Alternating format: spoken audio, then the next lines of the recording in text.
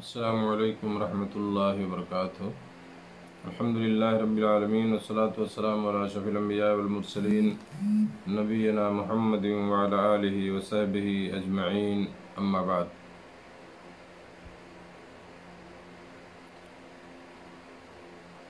محترم مشاہدین کرام، دینی بھائیوں، عزیز ساتھیوں، آج بتاریخ 15 اکتوبر سن 2020 عیسوی فیس بک لائیو کے ذریعے آپ لوگوں سے مخاطب ہونے کا موقع ملا ہے۔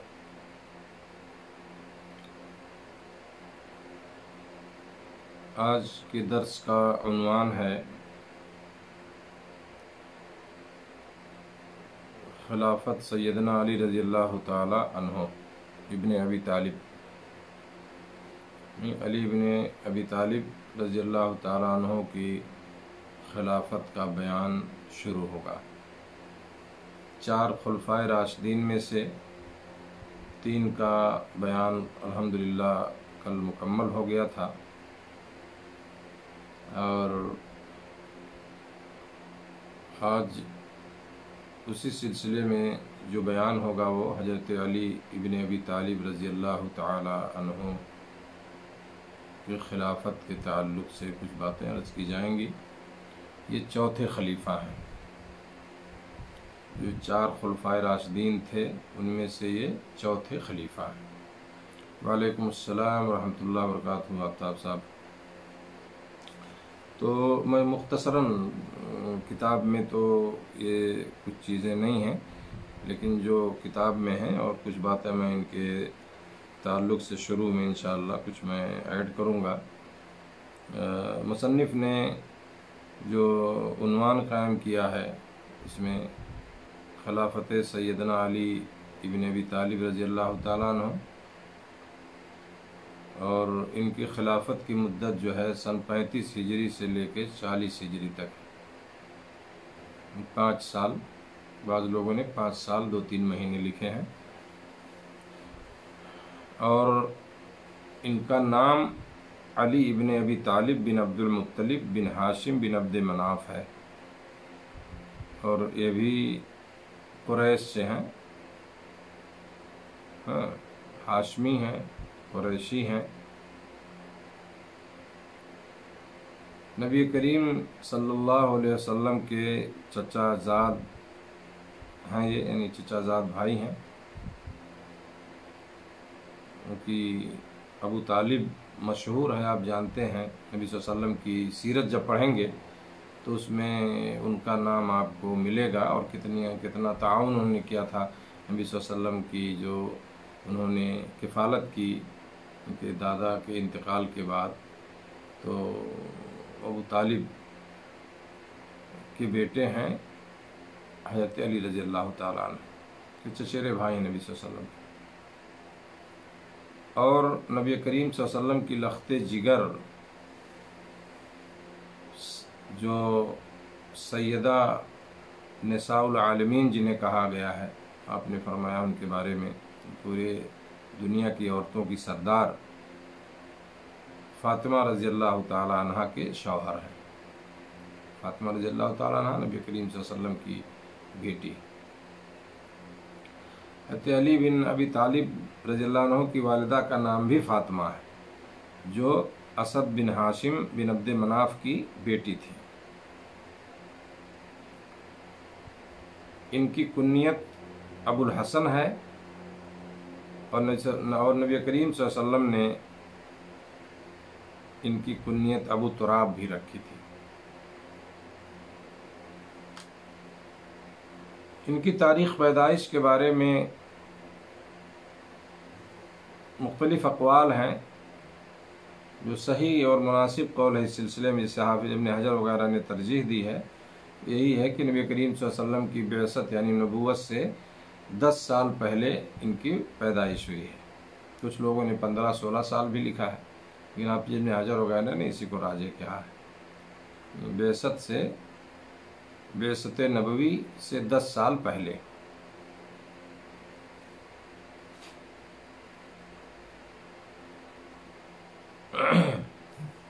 اور یہ بچپن ہی میں مسلمان ہو گئے تھے، اور ایک مشہور قول کے مطابق اس وقت آپ کی عمر 8 سال تھی، جیسا کہ مصنف نے اس کتاب میں ذکر کیا ہے۔ اور مولانا صفی الرحمن مبارک پوری رحمہ اللہ نے رحیق المختوم میں لکھا ہے کہ 4 لوگ جو ہیں وہ نبی صلی اللہ علیہ وسلم نے جس دن اسلام کی دعوت دینا شروع کیا اسی دن 4 لوگ مسلمان ہوئے تھے، جس میں سے ایک علی بن ابی طالب بھی ہیں۔ 4 لوگوں میں ایک تو ام المومنین خدیجہ بنت خویلد نبی کریم صلی اللہ علیہ وسلم کی بیوی، دوسرے آپ کے آزاد کردہ غلام زید بن حارثہ،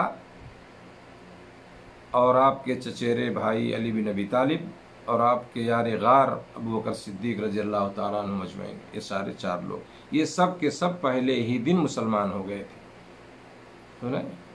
تو یہ شرف کی چیز ہے میرے دوستو کہ یہ جو لوگ پہلے مسلمان ہوئے، پہلے ہی دعوت پر جنہوں نے اسلام قبول کر لیا، تو ظاہر سی بات ہے کہ ان کا ایک مقام ہے، ان کا ایک مرتبہ ہے، اور انہی لوگوں میں سے حضرت علی رضی اللہ تعالی عنہ بھی ہیں۔ اور بچپن تھا، ان کا بچپنا تھا، جیسا کہ میں نے بتایا کہ اس وقت ان کی عمر 8 سال کی تھی، جیسا کہ مشہور قول ہے اس سلسلے میں۔ اور یہ میں نے جیسا کہ بتایا چوتھے خلیفہ ہیں خلفائے راشدین میں سے، اور ان 10 لوگوں میں سے ہیں جنہیں دنیا میں جنت کی خوشخبری سنائی گئی تھی، جنہیں دنیا میں جنت کی خوشخبری سنائی گئی، 10 مبشرہ بالجنہ میں سے ہیں یہ، اور بڑے شرف کی بات ہے میرے دوستوں۔ اور بہت ہی مطلب بہادر تھے، ہے نا، اور ان کی شجاعت مشہور تھی، جنہوں نے دین کی مدد کی۔ اور مشہور واقعہ کہ نبی کریم صلی اللہ علیہ وسلم جب ہجرت کر کے مدینہ گئے تو اپنے بستر پر حضرت علی رضی اللہ تعالیٰ عنہ کو سلا کے آپ نکلے تھے، سمجھے نا۔ ڈر تھا بہت، لوگ گھر کا گھیراؤ بھی کر رہے تھے کفار، لیکن ہمت دیکھی حضرت علی رضی اللہ تعالیٰ عنہ کو، ڈر نہیں ہوا کہ لوگ مجھے مار نہ دیں رسول سمجھ کر کے۔ نبی کریم صلی اللہ علیہ وسلم نے ان کو کہا تم یہاں سو، اور وہاں وہ سو گئے جو نبی صلی اللہ علیہ وسلم کے بستر پر۔ تو ایک بہرحال وہ ایک رزق تھا، لیکن نبی کریم صلی اللہ علیہ وسلم کے لیے اگر جان بھی جائے تو ایسے لوگوں کے لیے کوئی بڑی بات نہیں تھی۔ صحابہ کرام تو ایسے بھی جنہیں جانثار کہا جاتا ہے، نبی صلی اللہ علیہ وسلم پر اپنی جان نچھاور کرنے والے لوگ تھے، اور حضرت علی رضی اللہ تعالیٰ عنہ کا یہ واقعہ بہرحال مشہور ہے سیرت کی کتابوں میں۔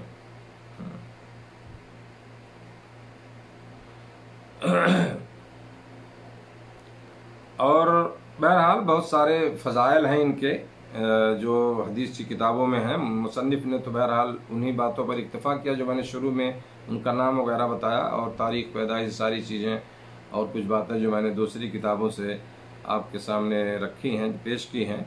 ایک موقف میں ایک ذکر کرنا چاہتا ہوں ان کے تعلق سے، خیبر کے موقع پر جو واقعہ پیش آیا تھا، سمجھ رہے ہیں؟ خیبر کے موقع پر واقعہ جو پیش آیا تھا، تو اس میں اللہ کے نبی صلی اللہ علیہ وسلم نے فرمایا تھا، جو حدیث میں ہے اس کا میں مفہوم بتا دے رہا ہوں آپ کو، اور میرے کسی ایک درس میں نے اس کو بیان کیا تھا کہ میں جھنڈا ایک ایسے آدمی کو دوں گا خیبر کی کمانڈری کے لیے، جو خیبر، جنگ خیبر جو ہوئی تھی، مدینہ سے قریب تقریباً 150 کلومیٹر دوری پر جو ہے ایک مقام ہے، مشہور ہے خیبر، یہودیوں کی آبادی تھی وہاں۔ تو آپ صلی اللہ علیہ وسلم نے فرمایا کہ میں اس جھنڈے کو ایسے آدمی کو دوں گا کہ اللہ تعالیٰ جس کے ہاتھوں جو ہے یہ فتح نصیب کرے گا جو ہے، اور وہ شخص اللہ اور اس کے رسول سے محبت کرتا ہے، اور اللہ اور اس کے رسول اس سے محبت کرتے ہیں۔ تو اب لوگ جب رات گزارے، رات بھر لوگ بات کرنے لگے ہیں کون وہ شخص ہوگا، کون وہ خوش نصیب شخص ہے جس کو جھنڈا نبی صلی اللہ علیہ وسلم دیں گے، جس کو وہ اللہ رسول سے محبت کرتا ہے اور اللہ اور اس کے رسول اس سے محبت کرتے ہیں۔ تو آپس میں قیاس آرائیاں ہوتی رہی، فلاں کو ملے گا، اس کو ملے گا، اس کو ملے گا. ہاں تو جب صبح ہوئی تو لوگ جو ہے نبی صلی اللہ علیہ وسلم کے پاس گئے. ہر آدمی امید کر رہا تھا کہ اسے وہ جھنڈا دیا جائے گا، وہ جھنڈا جو ہے اسی کو دیں گے نبی صلی اللہ علیہ وسلم.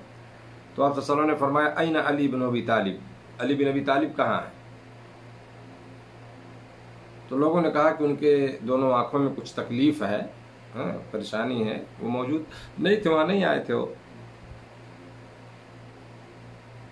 تو ان کو بلایا گیا، نبی صلی اللہ علیہ وسلم نے کسی کو بھیجا کہ اس کو بلا کے لاؤ. تو آپ صلی اللہ علیہ وسلم نے ان کے دونوں آنکھوں میں اپنے لعاب مبارک، تھوک جو ہے لعاب مبارک کو لگا دیا اور ان کے لیے دعا کی، اور الحمدللہ وہ انہیں شفا مل گئی جو ہے اس سے.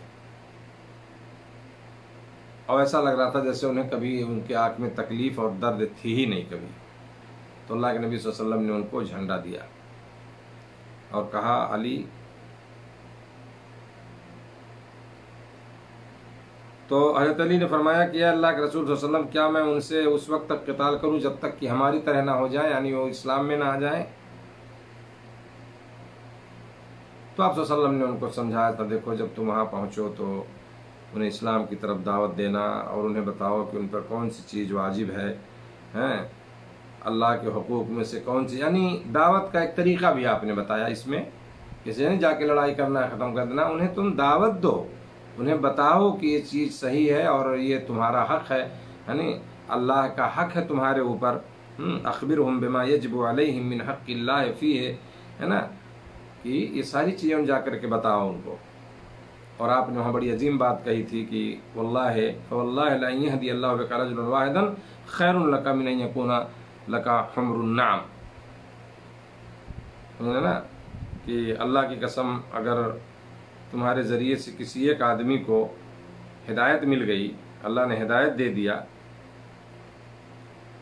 تو سرخ اونٹ سے بھی تیرے لیے بہتر ہے. وہ بہت قیمتی مانا جاتا تھا سرخ اونٹ، بڑی قیمت تھی اس وقت، بہت قیمتی جانور یعنی اونٹ تھا جو سرخ اونٹ ہوتا تھا. تو آپ صلی اللہ علیہ وسلم نے فرمایا کہ اس سے کہیں زیادہ جو ہے بہتر ہے اگر تیرے ذریعے کوئی ہدایت پا جائے، ہے نا. مسلم کی روایت ہے. تو یہ میرے دوستو یہ سمجھیے کہ ان کی فضیلت اور اس طرح سے سمجھیے کہ ان کی اہمیت اس سے ثابت ہوتی ہے کتنا بڑا مقام تھا نبی صلی اللہ علیہ وسلم کی نظر میں ان کا، اس طرح سے ان کے کا جو مرتبہ تھا، ہے نا. اور ایک بات اس سلسلے میں ان کی فضیلت کے بارے میں بتاؤں گا آپ کو. آپ صلی اللہ علیہ وسلم نے ایک بار کہا تھا ان سے کہ صحیح روایت ہے، مسلم کی روایت ہے یہ، آپ صلی اللہ علیہ وسلم نے فرمایا تھا کہ وہ الفاظ میں آپ کو پڑھ کے بتانا چاہتا ہوں. اما ترضى ان تكون مني بمنزلة هارون من موسى الا انه لا نبی بعدی. کیا تو اس بات سے خوش نہیں؟ حضرت علی کو کہا تھا آپ نے کہ جس طرح موسیٰ کے نزدیک ہارون کا مقام تھا، یعنی ہارون علیہ السلام جو موسیٰ علیہ السلام کے بھائی ہے نا، دونوں نبی، تو جس طرح موسیٰ کے نزدیک ہارون کا مقام تھا، ان کی حیثیت تھی، اسی طرح تیرا مقام جو ہے میرے نزدیک ہے. لیکن فرق یہ ہے کہ میرے بعد کوئی نبی نہیں ہوگا، یعنی تو نبی نہیں ہو سکتا. ہارون تو نبی تھے، لیکن وہی مقام و مرتبہ، وہی چیز جو ہے میرے نزدیک تمہارا ہے، تمہاری منزلت، تمہارا مقام ہے جو ہارون کا موسیٰ کے نزدیک تھا، لیکن میرے بعد کوئی نبی نہیں ہوگا. سمجھ رہے ہیں نا. تو اور ایک دوسری روایت میں ہے کہ آپ نے فرمایا تھا لا یحبک الا مومن ولا یبغضک الا منافق. تجھ سے مومن جو ہوگا وہ محبت کرے گا اور منافق جو ہوگا وہ تجھ سے بغض کرے گا جو ہے. تو یہ چند باتیں تھیں میرے دوستو جو اس کتاب میں انہوں نے ذکر نہیں کیا، ایک فائدے کے طور پر میں نے ان کے فضائل اور مناقب میں، تاکہ بات کچھ مکمل ہو جائے، کیونکہ پچھلے خلفائے راشدین کے تعلق سے کچھ باتیں عرض کی تھیں کتاب میں، اور میں نے کچھ باتیں دوسری کتابوں کے حوالے سے بیان کی تھیں. تو بہرحال یہ کچھ باتیں تھیں میرے دوستو ان کے تعلق سے، حضرت علی رضی اللہ تعالیٰ عنہ کے تعلق سے، ان کا نام، ان کی کنیات، اور اس طرح سے ان کا کب مسلمان ہوئے، اور اس طرح سے، ہے نا، یہ ساری چیزیں مختصراً میں نے جو آپ کے سامنے بیان کی. اب آگے بڑھتے ہیں جو کتاب میں انہوں نے ذکر کیا ہے. لکھتے ہیں کہ اب یہاں سے آپ کو یہ پتہ چلے گا کہ کس طرح سے انہیں خلیفہ منتخب کیا گیا، کس طرح سے ان کو خلیفہ منتخب کیا گیا جو ہے، اور اسی تعلق سے انہوں نے یہ بات ذکر کی ہے۔ تو کہتے ہیں کہ محمد بن علی بن ابی طالب ابن الحنفیہ جن کو کہا تھا، ان سے روایت ہے یہ حضرت علی رضی اللہ تعالیٰ عنہ شہادت عثمان کے بعد، حضرت عثمان رضی اللہ تعالیٰ عنہ کی شہادت کے بعد، جیسا کہ میں نے کل بتایا تھا کہ ان کو شہید کر دیا تھا بلوائیوں نے، جو لوگ بغاوت کیے آئے مصر اور کوفہ بصرہ کے لوگ، تو شہادت عثمان کے بعد ان کے گھر آئے کون؟ حضرت علی رضی اللہ تعالیٰ عنہ۔ پھر وہ اپنے گھر میں داخل ہو گئے اور اپنا دروازہ بند کر لیا، گئے وہاں دیکھا ان کو اور آئے اپنے گھر میں اپنا دروازہ بند کر لیا۔ لوگوں نے آپ کے دروازے کو کھٹکھٹانا شروع کر دیا اور کہنے لگے یہ شخص تو قتل ہو چکا اور لوگوں کے لیے خلیفہ کا وجود لازمی ہے نا، اور ہم آپ سے بڑھ کر کسی اور کو اس منصب کا حقدار نہیں سمجھتے۔ لوگ گئے دروازہ کھٹکانے لگے، حضرت علی رضی اللہ تعالیٰ نے اپنے گھر میں اپنا دروازہ بند کر لیا۔ ظاہر سی بات ہے یہ صدمہ ہوا ہوگا دیکھ کر کے، ایک حالت جو تھی اس وقت ہے نا، تو لوگ کہنے لگے کہ بھائی یہ تو شخص تو قتل ہو چکا ہے، تو عثمان رضی اللہ تعالیٰ اور لوگوں کے لیے خلیفہ کا وجود لازمی ہے، ضروری ہے کوئی خلیفہ ہونا، اس لیے آپ سے بڑھ کر اس منصب کا کسی کو ہم حقدار نہیں سمجھتے ہیں۔ حضرت علی رضی اللہ تعالیٰ نے جواب دیا کہ میرا خیال چھوڑ دو۔ دیکھیے لالچ کچھ بھی نہیں خلافت کی، کہا میرا خیال چھوڑ دو، وہ تمہارے حق میں میرا وزیر بننا امیر بننے سے بہتر ہے، یعنی میں اگر وزیر بن جاؤں، وزیر بن کے رہوں تو یہ بہتر ہے، خلیفہ کا خیال جو ہے تم چھوڑ دو میرے بارے میں۔ تو ان لوگوں نے جو وہاں گئے تھے ان کے گھر، انہوں نے کہا اللہ کی قسم ہم آپ سے بڑھ کر کسی اور کو اس منصب کا مستحق اور اس کا حقدار نہیں سمجھتے۔ تو آپ نے فرمایا حضرت علی نے کہ اگر تمہارا اصرار ہے تو میری بیعت یہاں خفیہ نہیں ہو سکتی، میں چھپ کر کے چپکے سے اس کے لیے بیعت نہیں کروں گا کہ تم لوگ آئے اور میں بیعت کر لوں، ہے نا، لیکن میں مسجد کی طرف نکلتا ہوں، پھر وہاں اگر تم میں سے کوئی شخص میری بیعت کرنا چاہے تو کر لے۔ چنانچہ یہ مسجد نبوی میں چلے گئے تو لوگوں نے آپ کی بیعت کر لی، جو ہے، سمجھ رہے ہیں؟ مدینہ منورہ میں رہنے والے تمام مہاجرین اور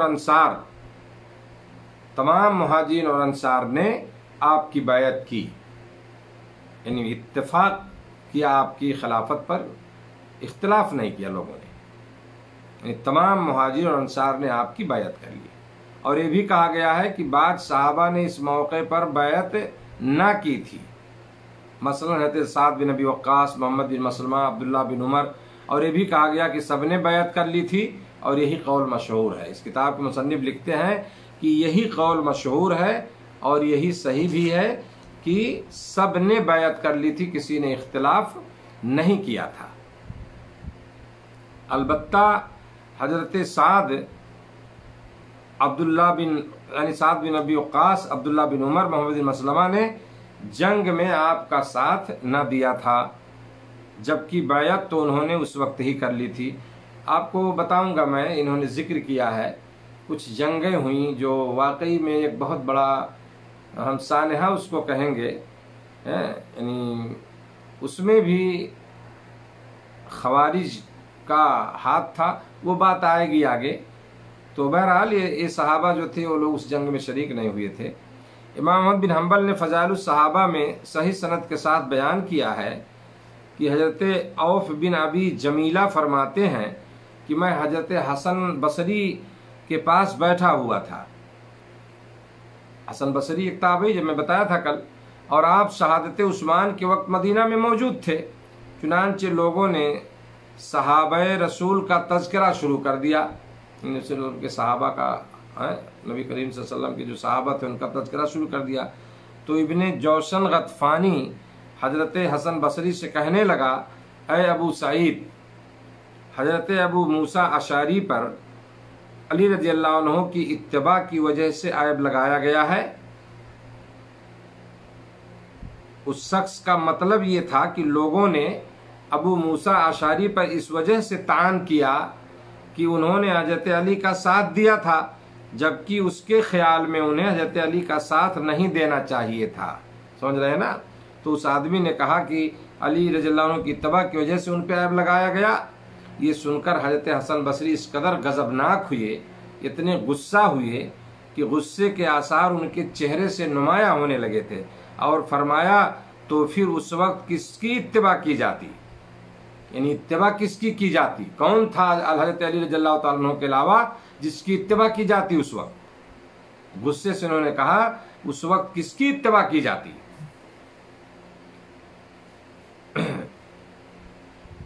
آگے لکھتے ہیں کہ امیر المومنین رضی اللہ عنہ کو ظلماً شہید کیا گیا تو لوگوں نے اپنے میں سے بہتر انسان کی طرف رجوع کیا اور اس کی بیعت کر لی۔ یعنی حضرت عثمان کو جو شہید کیا گیا تو لوگوں نے اپنے میں بہتر انسان جس کو سمجھا اس کی طرف لوگوں نے رجوع کیا اور ان سے بیعت کر لی۔ اگر ان کی بیعت نہ کرتے تو کس کی اتباع کی جاتی؟ ہے نا؟ حضرت حسن بصری اس بات کو بار بار دہراتے رہے، یہ حضرت حسن بصری کا قول ہے، یعنی بار بار جو ہے اس بات کو دہراتے رہے کہ جب حضرت عثمان شہید ہو گئے امیر المومنین تو لوگوں نے جسے بہتر سمجھا اس کی بیعت کی، اگر ان سے بیعت نہ کی جاتی تو کس سے بیعت کی جاتی؟ کون تھا بہتر؟ اور اس بات کو بار بار وہ دہرا رہے تھے۔ یہ لکھتے ہیں کتاب میں میرے دوستوں کہ اہل سنت کا اس بات پر اتفاق ہے کہ حضرت عثمان رضی اللہ تعالیٰ عنہ کے بعد حضرت علی رضی اللہ عنہ تمام صحابہ سے افضل ہے۔ حضرت عثمان رضی اللہ عنہ کے بعد جس کا مقام ہے وہ حضرت علی رضی اللہ تعالیٰ عنہ ہے نا؟ اور اس بات کی تصدیق جو ہے حضرت علی رضی اللہ تعالیٰ عنہ نے بذات خود کر دی تھی۔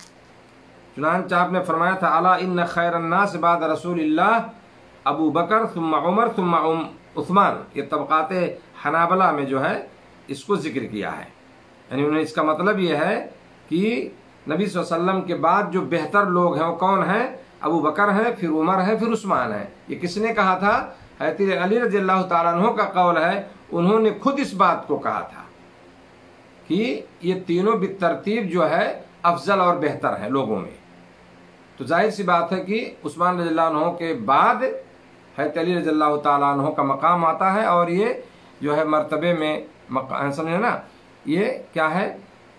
سب سے افضل ہیں۔ کس کے بعد؟ حضرت عثمان رضی اللہ تعالیٰ عنہ کے بعد۔ امام ابو العباس احمد بن تیمیہ فرماتے ہیں کہ امام احمد بن حنبل سے اس شخص کو بدعتی قرار دینا منسوس ہے، یعنی یہ اس پہ یہ نص ثابت ہے چیز کہ اس شخص کو امام احمد بن حنبل سے اس شخص کو بدعتی کر دینا منسوس ہے، یعنی یہ ثابت ہے امام احمد بن حنبل سے اس شخص کو بدعتی قرار دینا جو حضرت علی کی خلافت میں توقف کرے، ہے نا؟ اور آپ نے فرمایا کہ ان کی خلافت میں توقف کرنے والا یعنی اس کو نہ مانے، آپ کی خلافت میں وہ خاموش ہو جائے کہ میں توقف اختیار کرتا ہوں۔ بات سمجھ رہے ہیں نا؟ آپ نے فرمایا کہ ان کی خلافت میں توقف کرنے والا اپنے گھریلو گدھے سے بھی زیادہ گمراہ ہے، اور انہوں نے ایسے شخص سے بائیکاٹ کا حکم دیا ہے کہ جو آدمی ان کی خلافت کو نہ مانے، اس میں توقف اختیار کرے تو اس سے بائیکاٹ کیا جائے، اس سے۔ یہ بدعتی ہے، یہ ہے نا، اپنے گھریلو گدھے سے بھی زیادہ گمراہ ہے۔ سمجھ رہے ہیں نا؟ سخت بات کہ امام احمد بن حنبل رحمہ اللہ نے۔ امام ابن تیمیہ فرماتے ہیں کہ امام احمد سمیت تمام ائمہ اہل سنت حضرت علی بن ابی طالب کو خلافت کا مستحق سمجھنے میں تردد نہیں کرتے، اور نہ ہی وہ آپ کے خلیفے برحق ہونے میں شک کرتے ہیں، ہے نا؟ بڑے امام امام ابن تیمیہ ان کا قول ہے کہ امام احمد رحمہ اللہ علیہ جو بہت چوٹی کے بڑے امام ہیں، امام احمد سمیت تمام ائمہ اہل سنت والجماعت جو ہیں وہ حضرت علی بن ابی طالب کو خلافت کا مستحق سمجھنے میں ان کا کوئی تردد نہیں، سب ان کو خلیفہ تسلیم کرتے ہیں، کوئی تردد نہیں، اور آپ کے خلیفہ برحق ہونے میں شک بھی نہیں کرتے، وہ سب مانتے ہیں کہ واقعی میں وہ خلیفہ ہیں، خلفائے راشدین میں سے، اور برحق ہیں۔ یہ اہل سنت الجماعت کا موقف ہے۔ چنانچہ اہل سنت اس بات پر متفق ہیں کہ رسول کریم صلی اللہ علیہ وسلم کے بعد آپ کے صحابہ کرام میں افضل صحابی حضرت ابوبکر ہیں، پھر حضرت عمر، اس کے بعد حضرت عثمان، اور علی کے مابین فضیلت میں ان کا اختلاف ہے، لیکن اکثر کا نظریہ یہ ہے کہ حضرت عثمان حضرت علی المرتضیٰ سے افضل ہیں، یعنی علی رضی اللہ تعالیٰ عنہ سے افضل کون ہے؟ حضرت عثمان ہے۔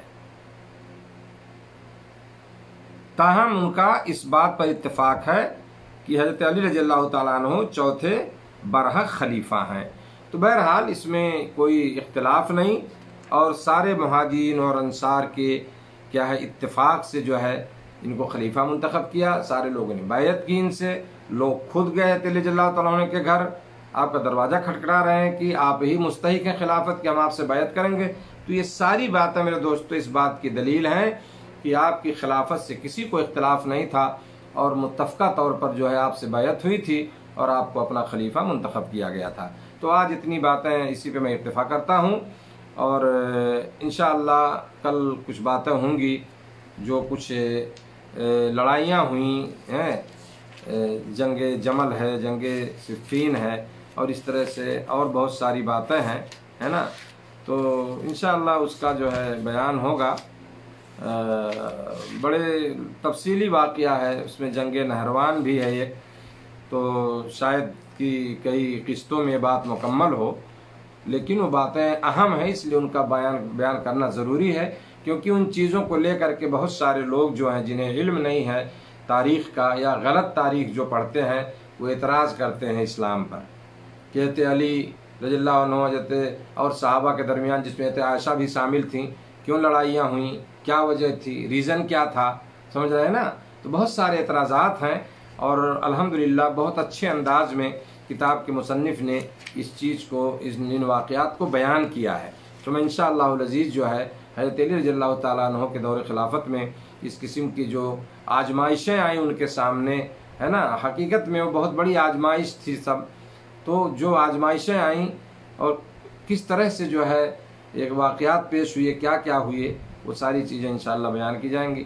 اللہ سے میں توفیق چاہتا ہوں کہ اللہ تعالی ہمیں اس مضمون یا اس کیا ہے اس درس کو مکمل کرنے کے اللہ مجھے توفیق عطا فرمائے، اور اللہ ہمیں حسن عمل کی توفیق دے۔ رب العالمین ہمیں ہر قسم کے پریشانیوں سے، ہر قسم کی آزمائشوں سے، ہر قسم کے فتنوں سے اللہ ہمارے بچوں کی، آنے والی نسلوں کی، امت مسلمہ کی حفاظت فرمائے۔